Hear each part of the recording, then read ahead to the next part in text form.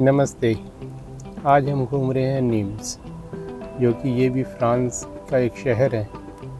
बहुत घूमने के बाद ऐसा ही होता है, नहाने के बाद भी बहुत अच्छी नींद आती है और वही हो रहा है अभी भी। थोड़ा सा मौका मिलते ही सोने का मन करता है। घूमना तो एक ड्यूटी जैसा लगने लग गया अब। और सवेरे का वही यहाँ का ब्रेकफास्ट, इसको लेके अभी हम निकले हैं। ये देखो भाई साहब कितने तरोताज़ा दिख रहे हैं ब्रेकफास्ट करने के बाद।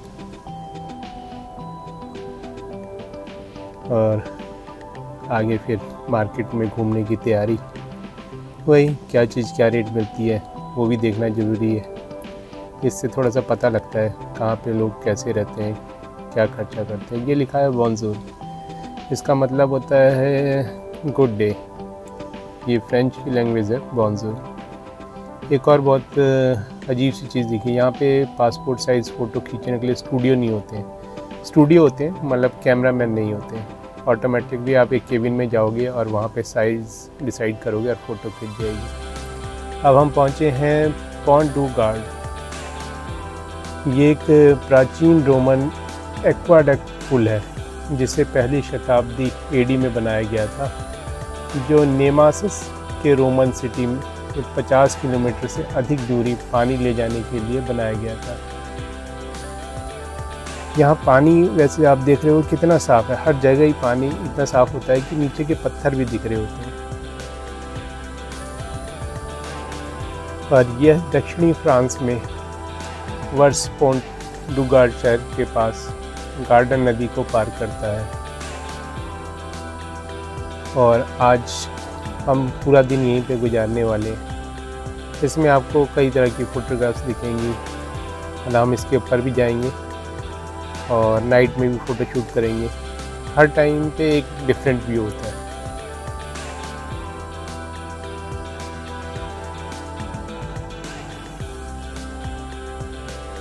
ये है गार्डन नदी।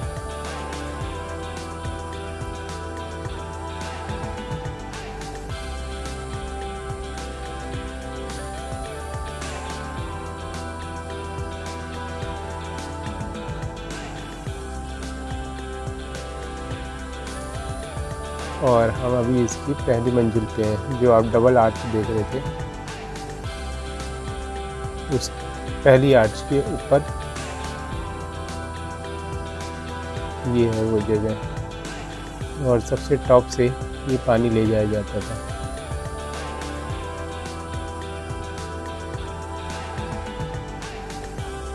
ये भी लगभग 1000 साल पुराना है।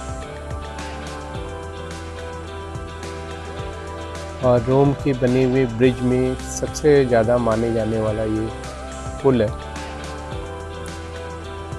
इसके ऊपर जाके मैंने देखा कि नीचे नदी में कुछ लड़कियां जंप कर रही थी, मतलब वो बार बार पानी में कूदती, फिर बाहर आती, फिर ऊपर पहाड़ पे जाती, फिर वहाँ से कूदती।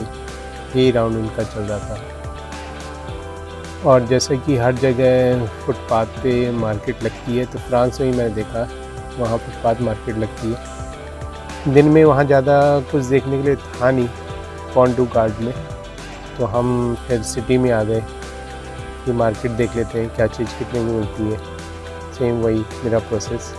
तो यहाँ हमने देखा, यहाँ ये चीज़ है, बहुत तरह की चीज़ मिलती है वहाँ पे। लगभग 100 तरह की वैरायटी होंगी।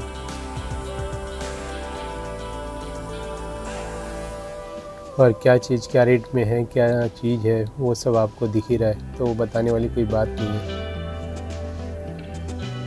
ये सब रेट यूरो में लिखे हुए हैं, बस आपको कन्वर्ट करना होगा इसे इंडियन रुपीज़ में। और यूरो इस टाइम पे चल रहा है 89 रुपीज़ का। शाम हो चुकी थी घूमते घूमते, फिर हम वापस पहुँचे पॉन्ट डू गार्ड की तरफ, क्योंकि यहाँ पर शाम की जो लाइटिंग होती है उससे एक अलग ही व्यू मिलता है देखने के। सुंदर दृश्य बहुत सारे, जो कि अब आपको ये दिख रहे हैं।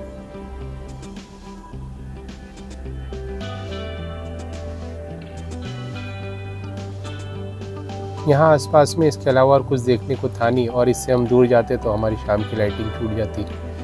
तो ये सब देख के फिर वापस अपने होटल आए और फिर अगले दिन सवेरे हम निकले घूमने के लिए। और अब हम पहुँचे हैं हेरेज। ये भी फ्रांस का एक शहर है। यहाँ का समुद्र और हिल व्यू यहाँ का फेमस है। यहाँ पे आज हमारी प्लानिंग है सनसेट फिर से कवर करने की, जो पिछले ब्लॉग में मैंने आपको बताया था कि डूबते हुए सूरज की फ़ोटो हमको खींचनी थी समुद्र के अंदर, और हम खींच नहीं पाए क्योंकि दूसरी साइड में भी एक तट दिख रहा था जिसके अंदर पानी में डूबता हुआ सूरज हमको नहीं दिखा। आज हम वो अपनी कोशिश पूरी करेंगे फिर से, क्योंकि डूबते हुए सूरज की तस्वीर पानी के अंदर कुछ अलग ही दिखती है।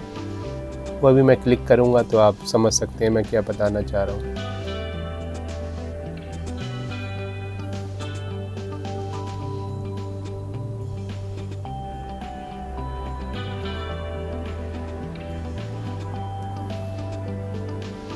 और ये अभी हो चुकी है हमारे संग फिर से प्रॉब्लम, क्योंकि यहाँ पे भी समुद्र के किनारे जिस साइड में हमें डूबते हुए सूरज की फ़ोटो क्लिक करनी थी वहाँ फिर से हमें पहाड़ी दिखने लग गई जब तक सनसेट होने वाला था। दिन में नहीं दिखती हैं, पता नहीं क्या होता है, शाम होते होते दिखने लग जाती है जैसे सूरज पास में पहुँचता है डूबने के लिए। फिर हमने वहाँ से तेज़ी से अपनी लोकेशन चेंज की कि थोड़ा दूर जाके हमें एक डिफरेंट व्यू मिलेगा, पर सनसेट होने वाला था और फाइनली हमको फिर डिफरेंट व्यू तो मिला, पर वो मिला ये बहुत सारी बोट के साथ। फिर हमने स्टार्ट कर दी यहीं पे अपनी हुई फ़ोटोग्राफी, और वहाँ से जो हमें सुंदर दृश्य मिले वो मैं आपको अब दिखा रहा हूँ। मतलब सडनली एक कुछ अलग ही टाइप की पिक्चर्स मिल जाती हैं, जो हम प्लान करते हैं वो नहीं मिलती हैं। और ये भी एक अच्छा सरप्राइज़ होता है जो हमने सोचा नहीं होता है। यहाँ आसपास रहने वाले लोगों के पास अपनी बोट्स होती हैं, ये वही बोट्स हैं।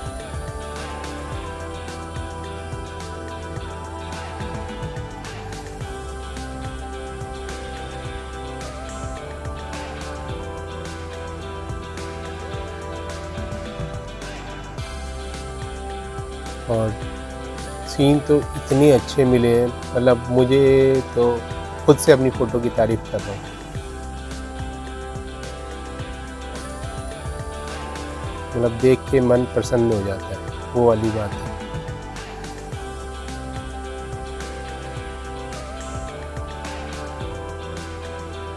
और ये वही बोट की पार्किंग है जहाँ पे सब अपनी बोट खड़ी करते हैं। और अब हो चुकी है रात, पूरी लगभग रात के बज चुके हैं 12 फ्रांस में, और इंडिया में इस टाइम हो रहे हैं सवेरे के 4:30। बस इसी तरह हमारा खाते पीते रात के वहाँ पे 2-3 बज जाते हैं, और थकने के बाद फिर हम अपने होटल पहुँचते हैं। हालत ख़राब हो चुकी होती है घूम घूम के, पर टूर कुछ दिन का है इसलिए घूमना भी ज़रूरी है, सोना तो हमेशा चलता रहेगा। इसी बहाने नाइट व्यू मिल गए देखने के लिए, वहाँ पे गलियों के किस तरह की लाइटिंग होती है, कैसी गलियाँ दिखती हैं, किस तरह का रोड होता है, और वो इतना साफ़ होता है कि अभी आपको ऐसा लगेगा जैसे बारिश हो रखी है, रोड जैसे चमक रहा है, पर यहाँ बारिश नहीं होती, कोई पानी नहीं गिरा है, ये ऐसे चमकता रहता है। इतनी सफाई है, और सफाई तो हमारे हाथ में है, अगर हम कूड़ा कचरा ना फैलाएं तो सब साफ़ रहेगा। ये लोहे की बॉल्स बना के रखी हुई गई है, जैसे डिवाइडर बनाया जाता है। तो इन सब फ़ोटो को इस वजह से मैंने क्लिक किया कि लोग देखें तो उनको आइडिया है कुछ इस तरह का भी हो सकता है। ज़रूरी नहीं है ईंट की एक दीवार बनानी है तभी डिवाइडर बनेगा। और हम पहुंच चुके हैं अब अपने होटल। अब आप कीजिए मेरे इस ब्लॉग को सब्सक्राइब करिए, लाइक और शेयर ज़रूर करिए। फिर मिलेंगे अगले ब्लॉग में। देखने के लिए आपका बहुत धन्यवाद।